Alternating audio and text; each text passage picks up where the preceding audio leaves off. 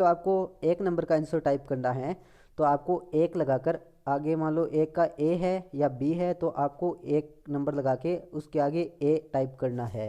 जैसे मान लो दो का बी है तो आपको दो नंबर लगा के उसके आगे बी टाइप करना है, जिससे कि हमको पता चल जाए कि आप कौन से क्वेश्चन का आंसर दे रहे हो।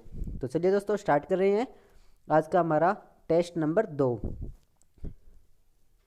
तो दोस्तों आज का हमारा पहला प्रश्न है, वह उपकरण जो रासायनिक ऊर्जा को विद्युत ऊर्जा में बदल सकता है क्या कहलाता है।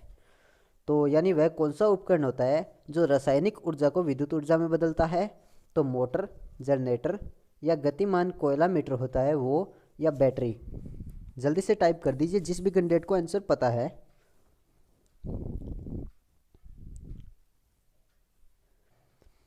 यानी वह कौन सा जो उपकरण होता है रासायनिक ऊर्जा को विद्युत ऊर्जा में बदलता है।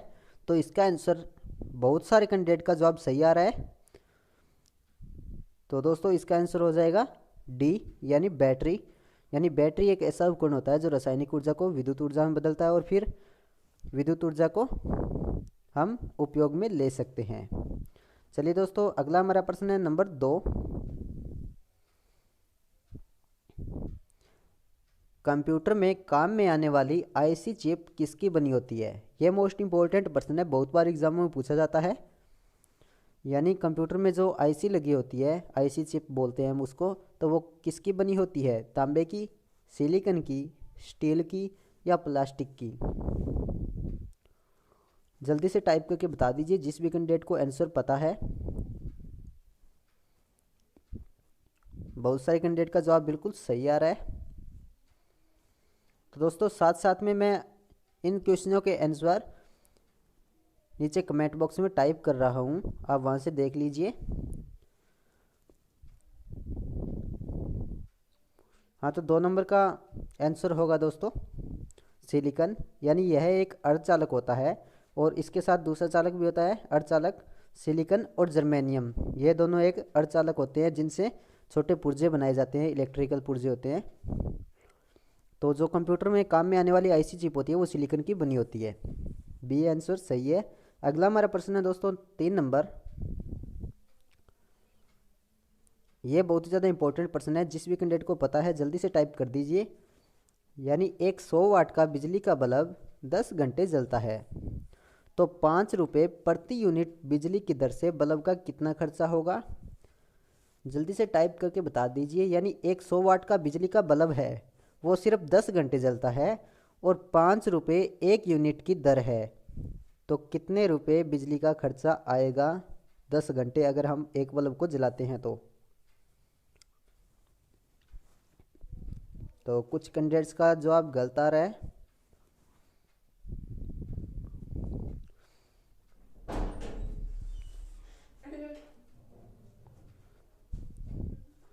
हाँ तो दोस्तों जल्दी से टाइप करके बता दीजिए। चलिए मैं बताता हूँ। यानी एक यूनिट में होता है 1000 वाट। यानी एक 100 वाट का बल्ब है, यानी 100 वाट का मतलब होता है एक 100 वाट का बल्ब होता है वो एक घंटे में 100 वाट बिजली खपत करता है और यह 10 घंटे चलता है। यानी 10 घंटे चलने पर 1000 वाट बिजली खपत करेगा, यानी एक यूनिट बिजली खर्च कर देगा। और यहाँ पे लिखा हुआ है एक यूनिट बिजली का खर्चा है 5 रुपये, तो इस बल्ब का खर्चा हो जाएगा 5 रुपये। यानी ए आंसर इसका बिल्कुल सही है। अगला हमारा प्रश्न है दोस्तों 4 नंबर। निम्न में से कौन सा विद्युत का सबसे अच्छा सुचालक है। यानी ये 4 ऑप्शन दे रखे हैं, जल्दी से कमेंट बॉक्स में टाइप कर दीजिए। यानी सबसे अच्छा सुचालक कौन सा होता है विद्युत का। एल्यूमिनियम, तांबा, चांदी या सोना।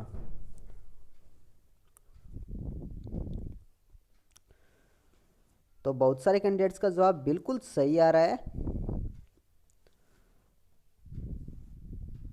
तो दोस्तों इसका आंसर हो जाएगा सी, चांदी। यानी चांदी होता है वो सबसे अच्छा सुचालक होता है विद्युत का और इसका उपयोग कम किया जाता है क्योंकि यह महंगा होता है। इसी वजह से इसकी जगह पे ज़्यादातर तांबे का उपयोग किया जाता है। यानी चांदी के बाद में तांबा ही है जो सबसे अच्छा विद्युत का सुचालक है दूसरे नंबर पे। अगला हमारा प्रश्न है दोस्तों 5 नंबर। ये बहुत ही ज़्यादा इंपॉर्टेंट प्रश्न है, जिस भी कैंडिडेट को आंसर पता है जल्दी से टाइप करके बता दीजिए। यानी जलते हुए विद्युत बल्ब के जो तंतु का तापमान है, या एलिमेंट बोल सकते हैं इसको, तंतु क्यों, तो जलते हुए विद्युत के एलिमेंट का तापमान सामान्यतः कितना होता है? 100 डिग्री सेल्सियस से 500 डिग्री सेल्सियस के बीच में, या 1000 डिग्री सेल्सियस से 1500 डिग्री सेल्सियस के बीच में, या 2000 डिग्री सेल्सियस से 2500 डिग्री सेल्सियस के बीच में, या 3000 डिग्री सेल्सियस से 3500 डिग्री सेल्सियस के बीच में।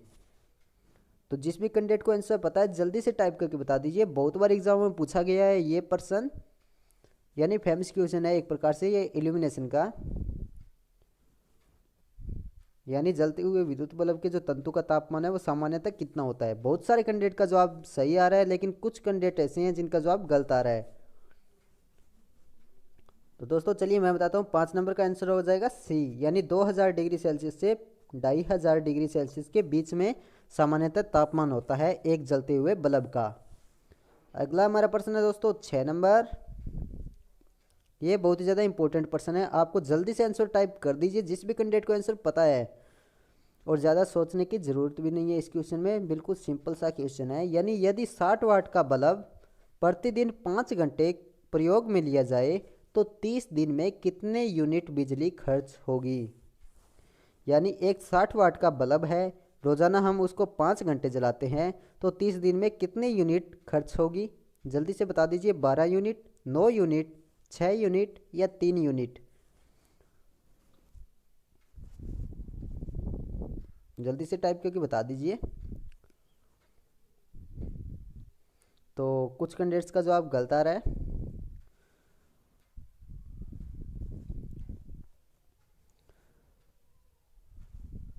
हाँ दोस्तों चलिए मैं बताता हूँ इस क्वेश्चन के बारे में। यानी एक 60 वाट का बल्ब है, प्रतिदिन 5 घंटे प्रयोग में लिया जाता है। तो मैंने आपको बताया था, यानी 60 वाट का बल्ब है, यानी 60 वाट 1 घंटे में बिजली खपत करता है। यानी रोज़ाना 5 घंटे चलता है, इसका मतलब रोज़ाना 300 वाट बिजली खपत करेगा। और अगर 10 दिन का आंकड़ा लगाएं तो 3000 वाट हो गया। अगर 30 दिन के बारे में पूछा गया है तो 3000 को 3 से गुना कर देंगे, यानी 9000 वाट एक महीने में बिजली खपत करेगा। और 9000 वाट का 9 यूनिट होता है, यानी 1000 वाट बराबर होता है 1 यूनिट, और यहाँ पे 9000 वाट बराबर में हो जाएगा 9 यूनिट। यानी इसका ऑप्शन हो जाएगा बी, 6 नंबर का बी ऑप्शन बिल्कुल सही है। अगला हमारा प्रश्न है दोस्तों 7 नंबर। ये बहुत ही ज़्यादा इंपॉर्टेंट प्रश्न है, जल्दी से टाइप कर दीजिए आंसर को। हैलोजन लैंप का तंतु किस मिश्र धातु से बना होता है? टंगस्टन व आयोडीन से, टंगस्टन व ब्रोमीन से, टंगस्टन व सोडियम से, या मोलिब्डेनम एवं सोडियम से। बिल्कुल सही जवाब आ रहा है बहुत सारे कैंडिडेट्स का। तो दोस्तों इसका आंसर जल्दी से टाइप कर दीजिए।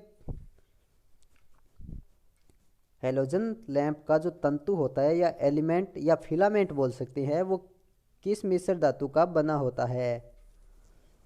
मिश्र धातु का मतलब होता है उसमें जो धातुएं जुड़कर बनी होती है, यानी दो या दो से अधिक धातुओं का प्रयोग में लिया जाता है, उसको मिश्र धातु बोलते हैं। तो चलिए मैं बता देता हूँ, 7 नंबर का आंसर हो जाएगा दोस्तों ए, यानी टंगस्टन व आयोडीन। अगला हमारा प्रश्न है दोस्तों 8 नंबर। प्रत्यावर्ती धारा किसके लिए प्रयुक्त नहीं है? यानी जो प्रत्यावर्ती धारा होती है, या अल्टरनेटिंग करंट, या ऐसी विद्युत धारा किसके लिए प्रयुक्त नहीं है? स्टोरेज बैटरी को चार्ज करने हेतु, इलेक्ट्रिक मोटर चलाने हेतु, विद्युत शक्ति संचालन हेतु, या इलेक्ट्रिक टोस्टर को गर्म करने हेतु।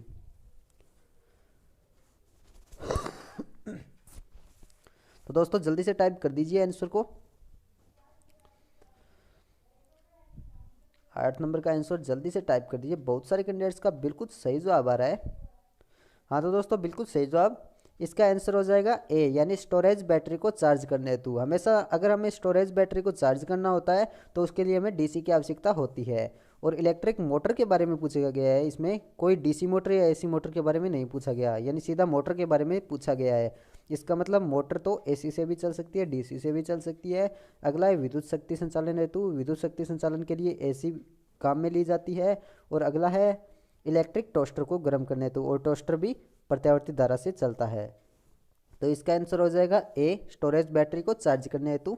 अगला हमारा प्रश्न है दोस्तों 9 नंबर। विद्युत बल्ब में कौन सी गैस भरी जाती है? ये बिल्कुल सिंपल सा क्वेश्चन है। Basically lithium, organ, oxygen, carbon dioxide. यानी विद्युत बल्ब में कौन सी गैस भरी जाती है? हाँ, बिल्कुल सही जवाब आ रहा है 90% कैंडिडेट्स का। यानी इसका आंसर हो जाएगा ऑर्गन। यानी बल्ब के अंदर हमेशा आर्गन गैस भरी जाती है और जो फिलामेंट होता है वो टंगस्टन धातु का बना होता है। अगला हमारा प्रश्न है दोस्तों 10 नंबर। जल्दी से टाइप कर दीजिए जिस भी कैंडिडेट को आंसर पता है। निम्न में से वह कौन सा उपकरण है जो दिष्ट धारा को प्रत्यावर्ती धारा में बदलता है? तो दोस्तों ये क्वेश्चन वैसे उल्टा है। प्रत्यावर्ती धारा को दिष्ट धारा में बदलने के लिए डायोड काम में लिए जाते हैं। तो इसमें उल्टा पूछा गया, दिष्ट धारा को अगर हमें प्रत्यावर्ती धारा में बदलना हो तो उसके लिए किस चीज़ की ज़रूरत पड़ती है? जनरेटर की, विद्युत मीटर की, इन्वर्टर की, या इनमें से कोई नहीं? हाँ, तो बिल्कुल सही जवाब आ रहा है बहुत सारे कैंडिडेट्स का। 10 नंबर का आंसर हो जाएगा सी, इन्वर्टर का। यानी इन्वर्टर होता है जो दिष्ट धारा को प्रत्यावर्ती धारा में बदलता है, जिसका प्रचलन बहुत ज़्यादा हो गया है आजकल। अगला हमारा प्रश्न है दोस्तों 11 नंबर। रेफ्रिजरेटर में किसका उपयोग किया जाता है? यानी जो रेफ्रिजरेटर होता है या फ्रीज बोल सकते हैं इसको, तो उसमें कौन सी गैस भरी होती है या किसका प्रयोग किया जाता है? नियॉन गैस का, ऑर्गन गैस का, फ्रीऑन गैस का, या ओजोन गैस का? तो दोस्तों जल्दी से टाइप कर दीजिए जिस भी कैंडिडेट को आंसर पता है। यानी जो रेफ्रिजरेटर होता है उसमें कौन सी गैस भरी जाती है? Neon gas, organ gas, freon gas, या ओजोन का? हाँ दोस्तों, बिल्कुल सही जवाब आ रहा है बहुत सारे कैंडिडेट्स का।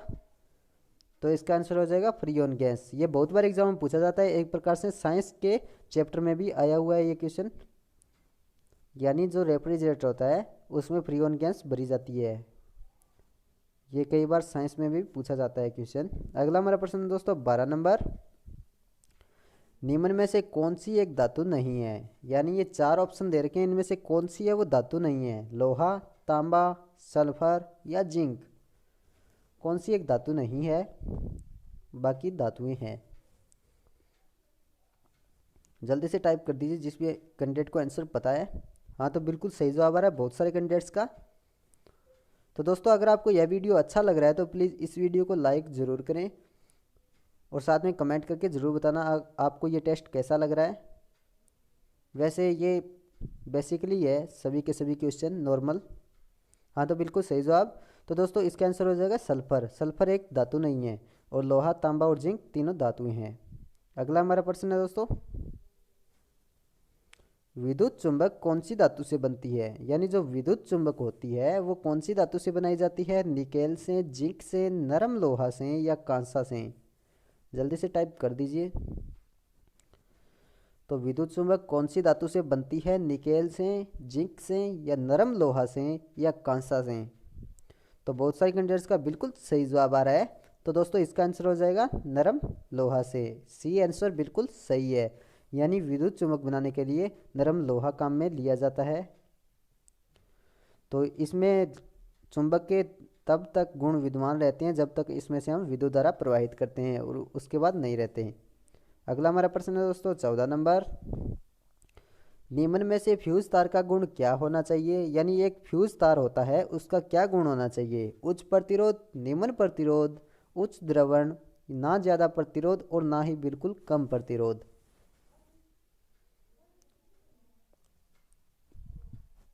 जल्दी से टाइप करके बता दीजिए दोस्तों 14 नंबर का आंसर। बिल्कुल सही जवाब आ रहा है बहुत सारे कैंडिडेट्स का। यानी 14 नंबर का आंसर हो जाएगा डी। यानी ना तो ज़्यादा प्रतिरोध होना चाहिए, बहुत ज़्यादा प्रतिरोध होगा तो उसमें से विद्युत धारा प्रवाहित नहीं होगी, और अगर बिल्कुल ही कम प्रतिरोध होगा तो फ्यूज नहीं उड़ेगा। जैसे मान लो अगर शॉर्ट हो जाएगा तो। यानी डी आंसर इसका सही है। अगला हमारा प्रश्न है दोस्तों 15 नंबर। हमारे घरों में प्रत्यावर्ती धारा की दिशा बदलती है 1 सेकंड में 200 बार, 1 सेकंड में 150 बार, या 1 सेकंड में 100 बारी, या 1 सेकंड में 50 बार? जल्दी से टाइप करके बता दीजिए।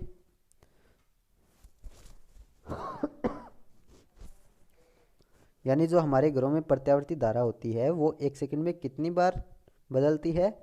तो बहुत सारे कैंडिडेट्स का बिल्कुल सही जवाब आ रहा है। इसका आंसर हो जाएगा डी, यानी 1 सेकंड में 50 बार बदलती है, जिसे हम 50 हर्ट्ज बोलते हैं, यानी साइकिल प्रति सेकंड, 1 सेकंड में चक्रों की संख्या। अगला हमारा प्रश्न है दोस्तों 16 नंबर, विद्युत शक्ति की एसआई इकाई क्या है? वोल्ट, वाट, केवीए या किलो वोल्ट? तो बिल्कुल सही जवाब आ रहा है बहुत सारे कैंडिडेट्स का। विद्युत शक्ति की जो एसआई इकाई है वो होती है वाट, यानी बी ऑप्शन इसका सही है। अगला हमारा प्रश्न है दोस्तों 17 नंबर, ये बहुत ही ज़्यादा इंपॉर्टेंट प्रश्न है, बहुत बार एग्जाम में पूछा भी जाता है। यानी अल्टरनेटर के रोटर का प्रकार कौन सा होता है? अल्टरनेटर में कौन सा रोटर काम में लिया जाता है? बेलनाकार रोटर, सैलिएंट पोल रोटर या आर्मेचर, या ए और बी दोनों? जल्दी से टाइप करके बता दीजिए जिस भी कैंडिडेट को आंसर पता है। बहुत ही ज़्यादा इंपॉर्टेंट क्वेश्चन है आप सभी के लिए। यानी अल्टरनेटर के रोटर का जो प्रकार होता है वो कौन सा होता है? बेलनाकार rotor, salient pole rotor, armature युक्त या ए और बी दोनों? तो बिल्कुल सही जवाब आ रहा है बहुत सारे कैंडिडेट्स का, यानी इसका आंसर हो जाएगा डी, ए और बी दोनों। यानी अल्टरनेटर में दो प्रकार के रोटर काम में लिए जाते हैं, एक होता है बेलनाकार रोटर, एक होता है सैलिएंट पोल रोटर, आर्मेचर नहीं होता। अगला हमारा प्रश्न है दोस्तों 18 नंबर, एम्पियर मीटर की माप सीमा बढ़ाने के लिए उसके समांतर क्रम में छोटे मान का एक प्रतिरोध जोड़ा जाता है, तो उसे क्या कहते हैं? ये बहुत ही ज़्यादा इंपॉर्टेंट प्रश्न है, बहुत बार एग्जाम में पूछा जाता है। जो कैंडिडेट आईटीआई कर रहे हैं उनके लिए भी महत्वपूर्ण है, और जो लोग एएलपी सीबीटी 2 की तैयारी कर रहे हैं उनके लिए भी बहुत ज़्यादा इंपॉर्टेंट प्रश्न है, बहुत बार एग्जाम में पूछा जाता है दोस्तों ये प्रश्न।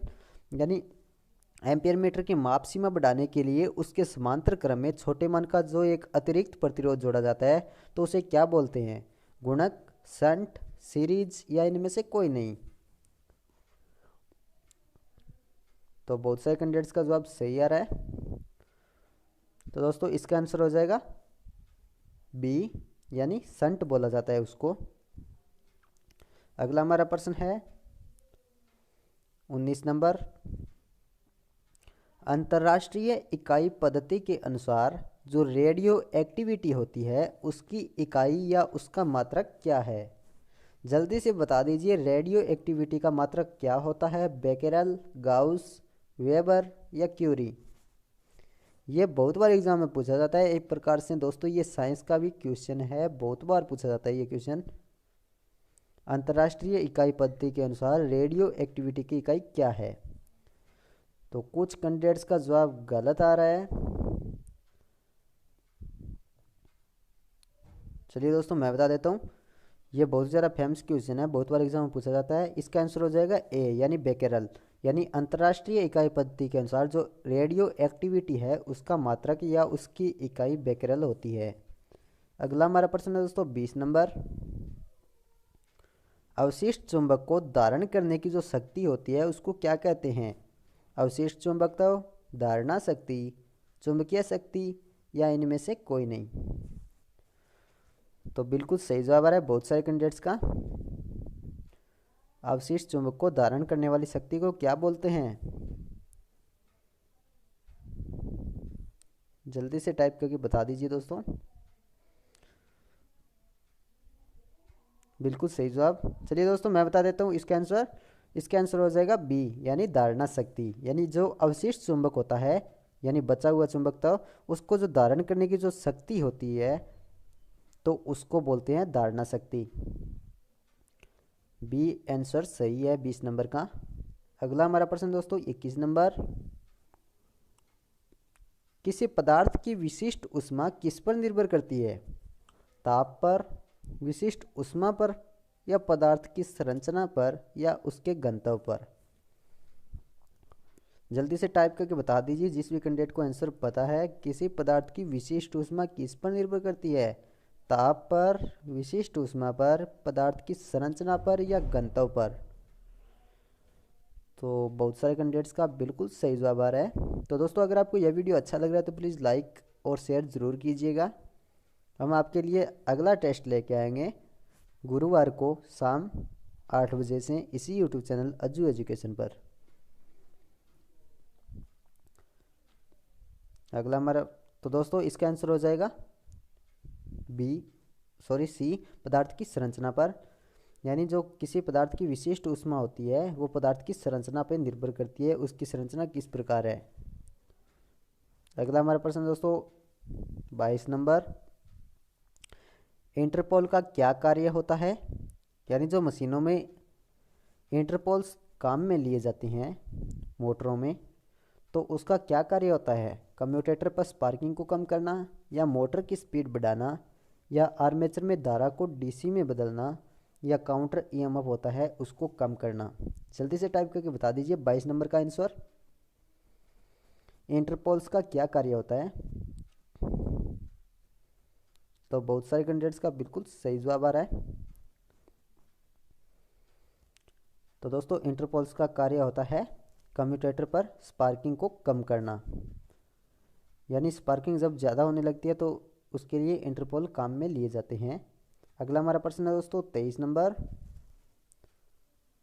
जल द्वारा शीतलित ट्रांसफॉर्मर में तेल का दबाव जल के दबाव से होना चाहिए, अधिक, कम या बराबर, या इनमें से कोई नहीं। जल्दी से आंसर टाइप कर दीजिए जिस भी कैंडिडेट को इसके आंसर के बारे में पता है तो। यानी जल द्वारा जो शीतलित या जो जल द्वारा ठंडा होने वाला ट्रांसफॉर्मर होता है उसमें जो तेल का दबाव होता है वो जल के दबाव से कितना होना चाहिए, कम होना चाहिए, अधिक होना चाहिए, या बराबर होना चाहिए। बिल्कुल सही जवाब आ रहा है बहुत सारे कैंडिडेट्स का। तो दोस्तों इसका आंसर हो जाएगा ए, यानी अधिक होना चाहिए। अगला हमारा प्रश्न है 24 नंबर, ये बहुत ज़्यादा इंपॉर्टेंट प्रश्न है जो डीएमआरसी में पूछा गया था पिछली बार। 3 फेज इंडक्शन मोटर का जो स्टार्टिंग टॉर्क है वो कितना होता है। तो आपको जल्दी से टाइप करना है आंसर कमेंट बॉक्स में। 3 फेज इंडक्शन मोटर का जो स्टार्टिंग टॉर्क होता है वो कितना होता है। फुल लोड करंट के 5 से 7 गुना बराबर, या फुल लोड करंट के बराबर, या फुल लोड करंट के 2 गुना बराबर, या इनमें से कोई नहीं। तो कुछ कैंडिडेट्स का जवाब गलत आ रहा है, कुछ कैंडिडेट्स का जवाब सही आ रहा है। तो दोस्तों इसका आंसर हो जाएगा ए, यानी फुल लोड करंट के 5 से 7 गुना बराबर होता है 3 फेज इंडक्शन मोटर का स्टार्टिंग टॉर्क। अगला हमारा प्रश्न है दोस्तों लास्ट एंड फाइनल क्वेश्चन आज का, शंट वाइंडिंग बनाई जाती है।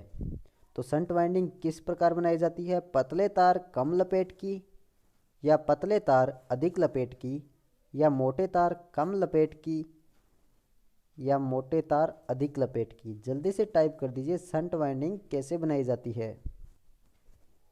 बहुत ही ज़्यादा इंपॉर्टेंट क्वेश्चन है, अगर आपने आईटी कर रखी है तो आपको ज़रूर पता होगा। हाँ तो बिल्कुल सही जवाब आ रहा है बहुत सारे कैंडिडेट्स का, आपने अच्छी मेहनत की है। तो दोस्तों इसका आंसर हो जाएगा बी, यानी पतले तार अधिक लपेट की। यानी जो शंट वाइंडिंग होती है उसको पतले तार और अधिक लपेट की क्यों बनाया जाता है, क्योंकि उसका रेजिस्टेंस बढ़ाने के लिए। अगर हमें मोटा तार और कम लपेट होगा तो उसका रेजिस्टेंस बिल्कुल कम हो जाएगा। इसी प्रकार पतला तार होगा तो जितना पतला तार होगा यानी उसको कटाक्ष क्षेत्रफल बोलते हैं, जितना कटाक्ष क्षेत्रफल कम होगा उतना रेजिस्टेंस ज़्यादा होगा, और जितने लपेट अधिक होंगे उतना ही रेजिस्टेंस ज़्यादा होगा। तो दोस्तों इसका आंसर हो जाएगा बी। धन्यवाद दोस्तों। अगला टेस्ट होगा आपका गुरुवार को शाम 8 बजे से इसी यूट्यूब चैनल अज्जू एजुकेशन पर। अगर आपको यह वीडियो अच्छा लगा तो इस वीडियो को ज़्यादा से ज़्यादा शेयर करें और साथ में लाइक ज़रूर करें।